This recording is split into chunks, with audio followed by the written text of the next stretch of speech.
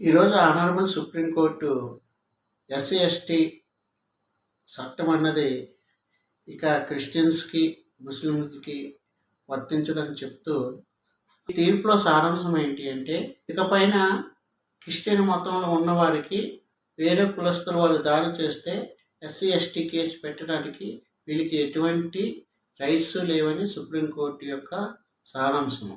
మనకి భారతదేశంలో 1950 మనకి రాజ్యాంగం రచించినప్పుడు 3వ భాగంలో మనకి ఈ బడుగు బలహీన వర్గాలకి కొన్ని ప్రత్యేకమైనటువంటి చట్టాలు రిజర్వేషన్లో చేయడం జరిగింది. ఇకపై ఎవరైతే మతం మార్పు జరిగిందో వాళ్ళకి అవి వర్తించవని కూడా సుప్రీంకోర్టు స్పష్టం చేసింది. కుల సర్టిఫికెట్ ఉన్నప్పటికీ క్రిస్టియన్స్ యొక్క మతంలో ఉన్న క్రిస్టియన్స్ యొక్క విధి విధానాలు పాటించిన రిజర్వేషన్స్ కానీ వాళ్ళపైన దాడి జరిగినప్పుడు ఈ ఎస్సీ ఎస్టీ అట్రాస్ కేసు అన్నది ఉండదని చెప్పి ఈ తీర్పు యొక్క ముఖ్య సారాంశం.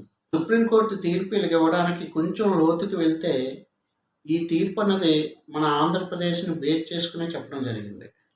గతంలో గుంటూరు జిల్లా బాపట్లలో ఒక క్రిస్టియను పైన కొంతమంది దాడి చేసినప్పుడు ఆ క్రిస్టియన్కి సంబంధించినటువంటి పాస్టరు ఎస్సీ ఎస్టీ కేసు పెట్టడం జరిగింది.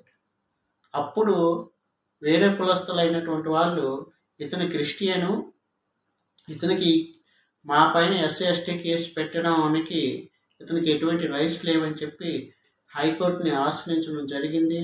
హైకోర్టు కూడా దానిపై స్వచ్ఛమైనటువంటి తీర్పు ఇస్తూ వీళ్ళపైన ఎస్సీ ఎస్టీ కేసుకి పెట్టడానికి వీల్లేదని తీర్పు ఇవ్వడం జరిగింది.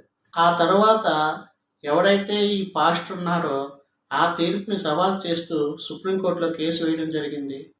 సుప్రీంకోర్టు సుదీర్ఘంగా ఆలోచించి ఈరోజు సంచలనమైనటువంటి తీర్పు ఇవ్వడం జరిగింది. అంటే హైకోర్టు తీర్పును సమర్థిస్తూ ఇకపై మతం మారితే ఆ యొక్క మతాల యొక్క సాంప్రదాయాలను పాటించిన ఇకపై వీరికి ఎటువంటి ఎస్సీ ఎస్టీ అట్రాక్స్ కేసు కానీ రాజ్యాంగం నుంచి రావాల్సినటువంటి ఏవైతే రిజర్వేషన్స్ ఉంటాయో వాటికి అన్నిటికీ వీళ్ళు అనర్హులు అని చెప్పి సంచలనమైనటువంటి తీర్పిస్తూ వారి యొక్క కుల సర్టిఫికేట్ను కూడా పరిగణలోకి తీసుకోకూడదని తీర్పు ఇవ్వడం జరిగింది. మన భారతదేశంలో ఆర్టికల్ 21 ప్రకారము మనం ఏ మతాన్నైనా స్వీకరించే హక్కు మనకు ఉంటుంది.